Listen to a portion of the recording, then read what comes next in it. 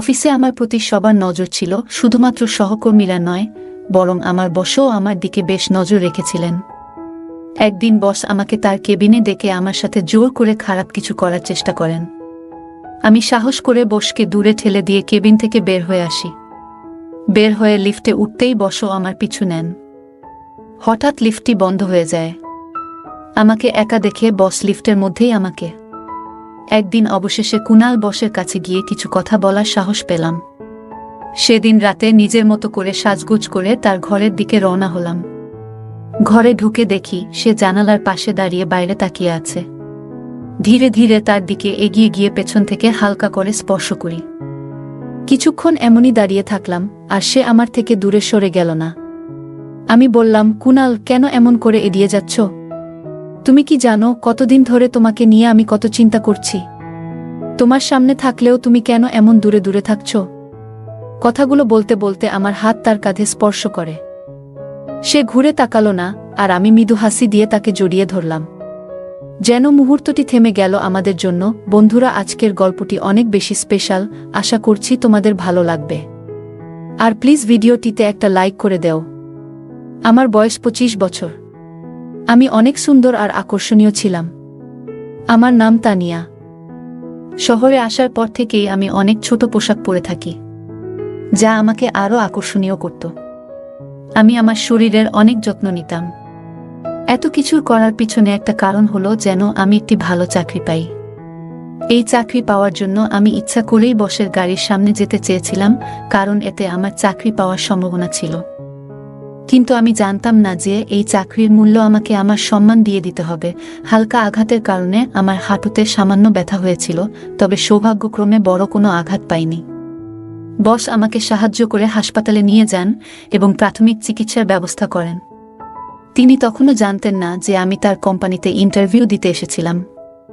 এই আইডিয়াটা আমার এক বন্ধুর কাছ থেকে পেয়েছিলাম।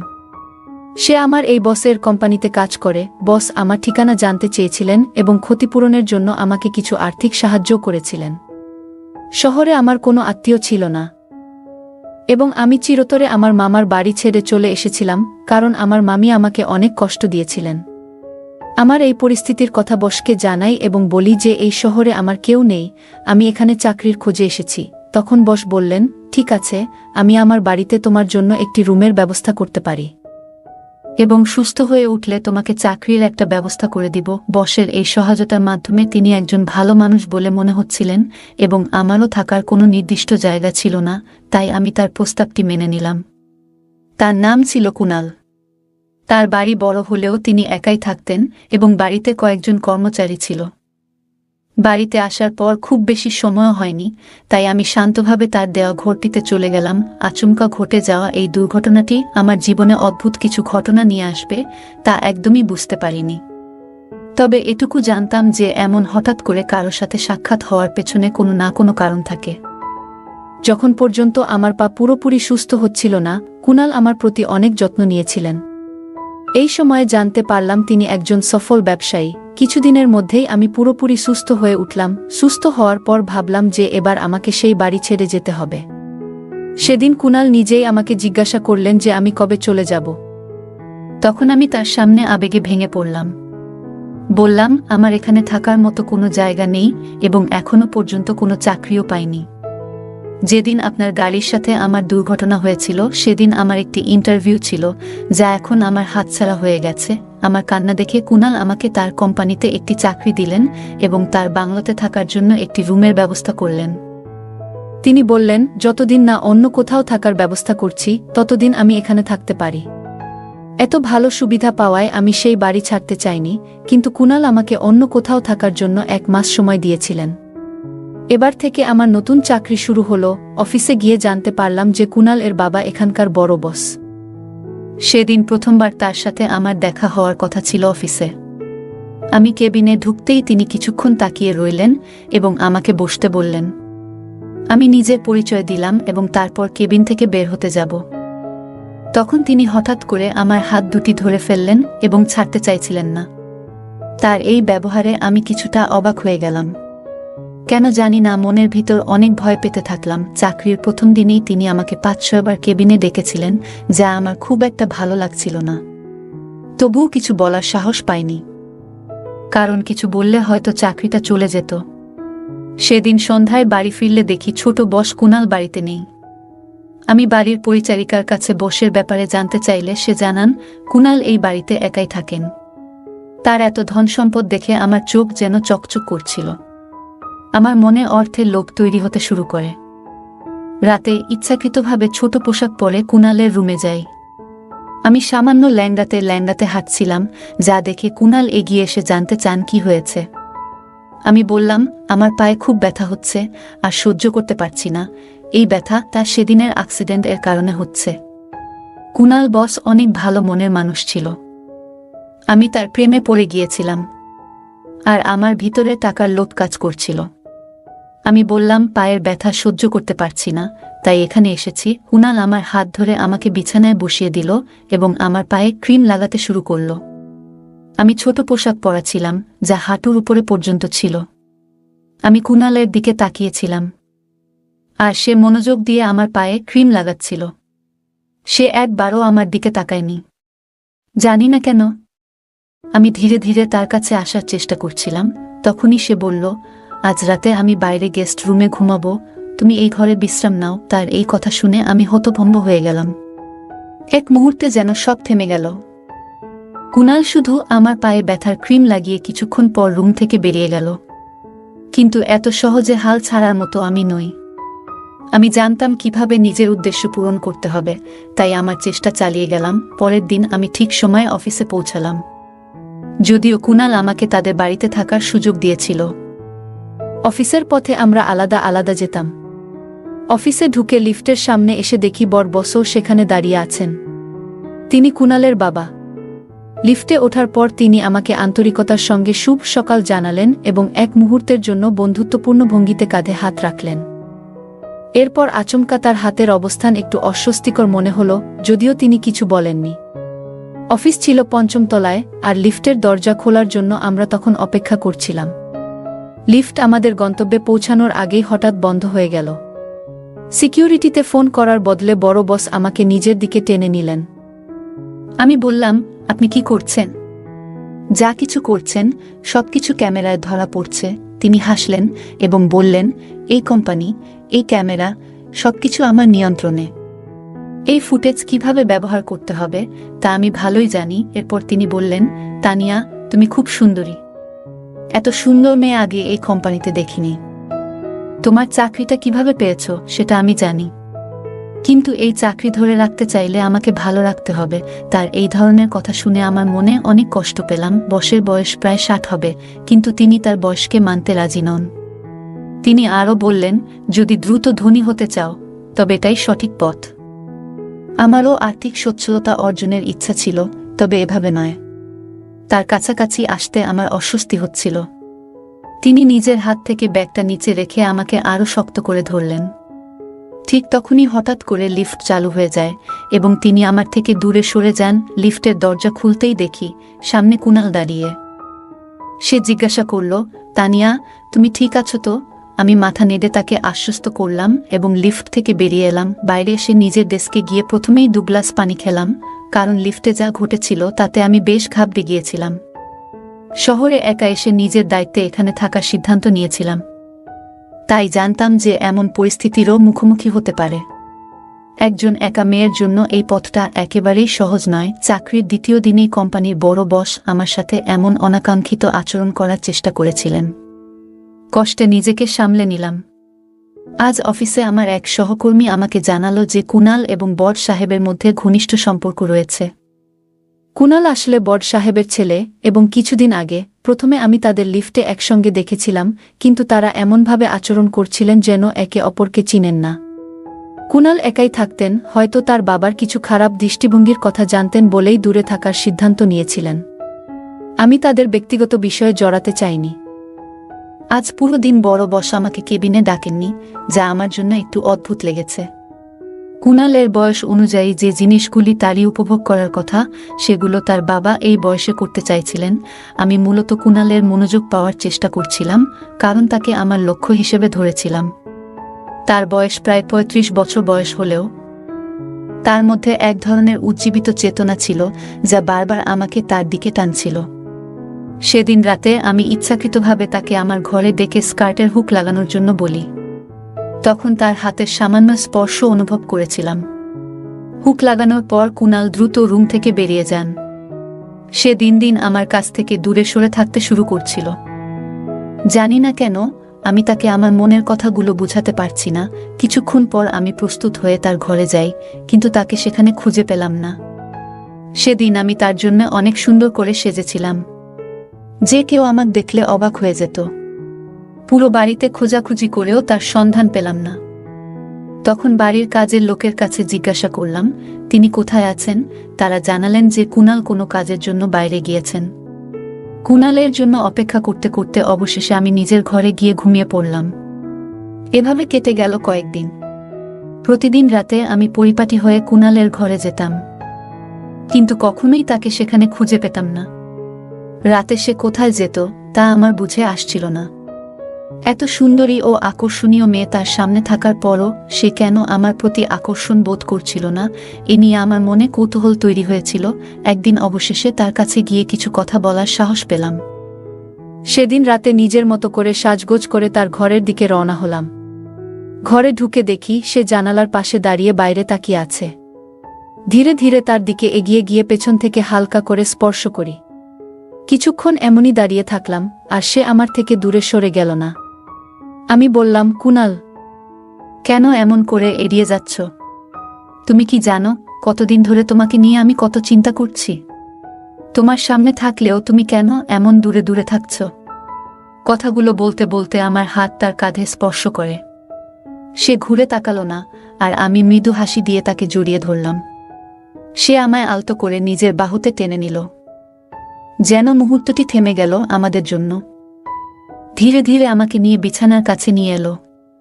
আমি বিছানার একপাশে বসতেই আমার হাত হঠাৎ করে পাশে রাখা একটি বোতামে পড়ল। বোতাম চাপা মাত্রই ঘরের আলো হঠাৎই উজ্জ্বল হয়ে উঠল, আর এক তীব্র শব্দ কানে এলো। চমকে উঠে সামনে তাকিয়ে দেখি যে মানুষটিকে এতক্ষণ ধরে আমি আমার সঙ্গী মনে করছিলাম, সে আসলে অন্য কেউ। সামনে দাঁড়িয়ে থাকা ব্যক্তি প্রায় 60 বছরের বৃদ্ধ, যার শরীরে আমার কুনালের পোশাক। আমি তাড়াতাড়ি দূরে সরে এসে বললাম, এটা আপনি কি করছেন? আমি আপনার ছেলের কাছে এর অভিযোগ করব। তিনি হেসে বললেন, তোমাকে যা প্রয়োজন তাই দিতে এসেছি। তোমার চাওয়া সুখ তোমার কুনাল তা দিতে পারবে না। তার অভ্যাসই এমন, সে শুধু মানুষের মন ভাঙে। তার কথা শুনে আমি বেশ অবাক হয়ে গেলাম। বললাম, আপনি যে ধরনের সুখের কথা বলছেন তা সম্ভব নয়, কারণ আমি আপনার ছেলেকে সত্যিই ভালোবাসি। তিনি একটু হেসে বললেন, ভালোবাসা? আর তা ওর জন্য? ও তোমার অনুভূতির মূল্য কোনোদিনও দেবে না। আমি দেখছি গত কয়েকদিন ধরে তুমি তার কাছে যাওয়ার চেষ্টা করছো, কিন্তু তুমি কি জানো সে প্রতিদিন রাতে কোথায় যায়? এটা জানলে তোমার এই ভালোবাসার অনুভূতি হয়তো বদলে যাবে। আমি তার কথা শুনে অবাক হয়ে গেলাম। তোমাকে আমার কাছেই আসতে হবে, তবে চিন্তা করো না, তিনি বললেন, আমি তোমাকে গ্রহণ করব ততক্ষণে, যতক্ষণ তুমি নিজে থেকে আসতে চাও। এরপর তিনি আমার কাছে এসে আমার হাত ধরলেন। আমি নিজেকে সরিয়ে নিতে চেষ্টা করলাম। তখন তিনি বললেন, ভয় পেজো না, আমি তোমার উপর কোনো জোর খাটাবো না। যেমনভাবে এসেছো ঠিক তেমনই এখান থেকে চলে যেতে পারবে। তবে আমি নিশ্চিত 1 ঘন্টা পর তুমি নিজেই আমার কাছে ফিরে আসবে, কারণ যেটা তুমি খুঁজছো সেই স্বাচ্ছন্দ্য আমার কাছেই আছে। হ্যাঁ, আমার বয়স বেশি, যা কিছু তুমি চাও সবকিছু তোমার চোখের সামনেই আছে। এ কথা বলে তিনি আমার হাত ধরে আমাকে ঘরের বাইরে নিয়ে গেলেন। তারপর আমাকে তার গাড়িতে বসালেন এবং নিয়ে চললেন এক হাসপাতালে। কেন সেখানে যাচ্ছি সেটা আমি বুঝতে পারলাম না। হাসপাতালের দরজায় পৌঁছাতেই আমরা লিফটের দিকে এগোলাম। লিফট খুলতেই দেখি সামনে দাঁড়িয়ে আছে কুনাল। সে তখন নিরাপত্তার পোশাক পরে রাতের শিফটে হাসপাতালের নিরাপত্তা রক্ষীর কাজ করছে। তাকে এই অবস্থায় দেখে আমি একেবারে হতভম্ব হয়ে গেলাম। মনের গভীরে আঘাত পেলাম, কারণ আমার বিশ্বাস ভেঙে পড়ছিল। আমি সেখান থেকে মাথা নিচু করে বেরিয়ে এলাম। তখন বড় সাহেব হেসে বললেন, এই তো তোমার সেই অর্থশালী কুনাল, যে রাতের বেলায় নিরাপত্তার দায়িত্ব পালন করে। ধীরে ধীরে আমার মনের ভেতর থেকে কুনালের প্রতি আসক্তি কমতে শুরু করল। লিফটের সামনে দাঁড়িয়ে আমার ভেতরে এক ধরনের তিক্ততা আর ক্রোধ জমতে শুরু করল। বড় সাহেব বলল, এই কারণেই আমি এই অবহেলিত ছেলেটির সঙ্গে এক ছাদের নিচে থাকি না। তিনি বললেন, কারণ সে কেবল একজন সাধারণ নিরাপত্তারক্ষীর কাজ করে। ঠিক তখনই কুনাল সেখানে এলো। সে আমাকে দেখে বিস্ময়ে বলল, তুমি এখানে কেমন করে এলে তানিয়া? আমি জিজ্ঞাসা করলাম, তুমি কি না একটি কোম্পানির মালিক? তবুও তুমি কেন এমন কাজ করছো? কুনাল শান্ত গলায় বলল, তোমাকে ব্যাখ্যা দেওয়ার প্রয়োজন নেই। তবে সত্যি হলো, গত কিছুদিন ধরে আমার এবং আমার বাড়ির সঙ্গে তোমার কিছু সম্পর্ক তৈরি হতে চলেছে। হ্যাঁ, আমি একটি কোম্পানির মালিক, কিন্তু তোমার মনে হয়তো প্রশ্ন উঠছে কেন আমি রাতের বেলায় নিরাপত্তার কাজ করি এবং আমার বাবা আর আমি কেন পরস্পরের সঙ্গে কথা বলি না। তার আসল কারণ হলো, একটি বছর আগে আমি এই হাসপাতালের লিফটে আমার স্ত্রী ও শিশুকে হারিয়েছিলাম। সে নীরবে একটু থামল, তারপর বলল, আমার স্ত্রী তখন গর্ভাবস্থার 9ম মাসে ছিল। তাকে ডেলিভারির জন্য এই হাসপাতালেই এনেছিলাম। প্রসব ওয়ার্ড ছিল 4র্থ তলায়, কিন্তু লিফট হঠাৎ করে 2য় তলায় আটকে যায়। সেই সময় লিফটে শুধু আমরা দুজনই ছিলাম। আমার স্ত্রী তীব্র ব্যথায় কাতরাচ্ছিল। আমি বারবার নিরাপত্তার জন্য সাহায্য চেয়েছিলাম, কিন্তু কিছুই কাজ করছিল না। পুরো 2 ঘন্টা পর লিফট মেরামত করা হয়েছিল, কিন্তু ততক্ষণে সেদিন আমার চোখের সামনে আমার স্ত্রী এবং আমাদের অনাগত সন্তান প্রাণ হারায়। সেই মর্মান্তিক ঘটনার পর থেকে আমি শপথ নিয়েছি, আর কোনো নারী যেন এমন পরিস্থিতির শিকার না হন। তাই প্রতিদিন রাতে আমি এখানে লিফট গার্ড হিসেবে কাজ করি এবং সারা রাত লিফটে পাহারায় থাকি। সেদিন কিছু মুহূর্তের দেরিতে সাহায্য না পাওয়ার কারণে আমি আমার জীবনের 2টি মূল্যবান মানুষকে হারিয়েছি। কুনাল শান্ত স্বরে বলল, আমার বাবা আমার এই কাজ একেবারেই পছন্দ করেন না, এজন্যই আমাদের মধ্যে দূরত্ব সৃষ্টি হয়েছে। বাবা চান আমি এসব ভুলে যাই, কিন্তু এমন কিছু ভুলে যাওয়া এতটা সহজ নয়, কারণ এর সঙ্গে আমার গভীর আবেগ জড়িয়ে আছে। কুনাল এর এই কথা শুনে আমার চোখে অশ্রু চলে এলো। তার অনুভূতিগুলো এতটাই আন্তরিক ছিল যে শুনে তার বাবারও চোখ ভিজে উঠল। তিনি ছেলেকে জড়িয়ে ধরে মাফ চাইলেন। এদিকে বড় সাহেব আমার দিকে ফিরে বললেন, আমাকে ক্ষমা করো, আমি তোমার পরীক্ষা নিচ্ছিলাম। তুমি কিন্তু কুনালের প্রতি শুধু তার অর্থের জন্য আকৃষ্ট হয়েছিলে। তুমি ইচ্ছাকৃতভাবে তার গাড়ির সামনে এসে তাকে বাধ্য করেছিলে তোমার সাহায্য করতে। কিন্তু একটা বছর আগে কুনালের জীবনে যা ঘটেছে, তারপর থেকে সে খুবই সংবেদনশীল হয়ে উঠেছে। সে সবসময় যে কোনো নারীর সাহায্যে প্রস্তুত থাকে। তুমি যে কাজটা করছিলে সেটা ভুল ছিল, তাই তোমার প্রতি কিছুটা কঠোর হতে বাধ্য হয়েছিলাম, বড় সাহেব বললেন। তার এই কথাগুলো শুনে আমার ভুলটা স্পষ্ট হয়ে গেল। আমি কুনাল এবং তার বাবার কাছে ক্ষমা চাইলাম। সত্যি বলতে, আমি ভাবছিলাম কুনালের সাথে বিয়ে করে তার সম্পত্তি নিয়ে আরামে জীবন কাটাবো। তবে কুনাল সম্পূর্ণ ভিন্ন ধরনের একজন মানুষ, একজন সংবেদনশীল মানুষ, যিনি বড় একটি কোম্পানির মালিক হয়েও নিরাপত্তা রক্ষার কাজ করছেন, কারণ এই কাজের সঙ্গে তার আবেগ জড়িয়ে আছে। সেদিন আমার উপলব্ধি হলো, টাকার থেকেও বেশি গুরুত্বপূর্ণ হলো মানুষের প্রতি মানুষের অনুভূতি। টাকা তো উপার্জন করা যায়, কিন্তু একবার প্রিয়জনকে হারালে তাদের আর ফিরে পাওয়া যায় না। তাই টাকার চাইতে আমাদের কাছের মানুষদের মূল্য দেয়া প্রয়োজন। অর্থ থাকলেই যে জীবনে সুখ থাকবে এমনটা নয়। সবার জীবনেই কিছু না কিছু অভাব থাকে, আর তাই আমাদের উচিত যা আছে তা নিয়ে সন্তুষ্ট থাকা এবং সেই জীবনকে আনন্দময় করে তোলা। এই গল্প আমাদের মূল্যবান শিক্ষা দেয় যে প্রকৃত ভালোবাসা ও সম্পর্ক গড়ে তুলতে গেলে আত্মস্বার্থ বাদ দিয়ে আন্তরিকতা ও সততার প্রয়োজন। গল্পের মূল চরিত্রটি প্রথমে কুনালের প্রতি আকৃষ্ট হয়েছিল তার অর্থ ও আরামের জীবনের জন্য, কিন্তু আস্তে আস্তে তার ভুল উপলব্ধি করে। সে বুঝতে পারে কুনাল শুধুমাত্র একজন ধনী ব্যক্তি নয়, বরং একজন সংবেদনশীল মানুষ, যার জীবনে গভীর মানসিক আঘাত রয়েছে এবং যিনি নিজের জীবনকেও মানবিক সেবার জন্য উৎসর্গ করতে ইচ্ছুক। বড় সাহেবের কথায় বোঝা যায় তিনি মূল চরিত্রের উদ্দেশ্য যাচাই করতে চেয়েছিলেন। এমন আচরণের মাধ্যমে তিনি তাকে বুঝিয়ে দেন যে কাউকে স্বার্থের জন্য ব্যবহার করা ঠিক নয়। একজন মানুষের প্রকৃত মূল্য তার সম্পত্তি বা সামাজিক অবস্থান দিয়ে বিচার করা উচিত নয়, বরং তাকে বিচার করা উচিত তার মানবিক গুণাবলী ও অনুভূতির গভীরতা দিয়ে। গল্পটি আমাদের আরও শিক্ষা দেয় যে সঠিক উদ্দেশ্য নিয়ে মানুষের সঙ্গে সম্পর্ক তৈরি করা উচিত, যাতে সম্পর্কটি দীর্ঘস্থায়ী এবং মূল্যবান হয়। শুধু সুবিধা পাওয়ার জন্য সম্পর্ক গড়ে তোলা শেষমেশ নিজের ক্ষতি ডেকে আনতে পারে। মূল চরিত্রটি যখন নিজের ভুল বুঝতে পারে এবং কুনাল ও তার বাবার কাছে ক্ষমা প্রার্থনা করে, তখন সে তার নিজের আত্মপর্যালোচনা করে, যা ব্যক্তিত্বের উন্নতির জন্য অত্যন্ত প্রয়োজনীয়। বন্ধুরা, যদি এই গল্পটি ভালো লেগে থাকে তাহলে দয়া করে ভিডিওটি লাইক করুন এবং আমাদের চ্যানেলটি সাবস্ক্রাইব করুন। পাশে থাকা বেল আইকনটি প্রেস করুন, যাতে করে আমরা যখনই নতুন ভিডিও আপলোড করি তার নোটিফিকেশন সবার আগে আপনার কাছে পৌঁছে যায়। ধন্যবাদ, দেখা হবে আমাদের পরবর্তী ভিডিওতে।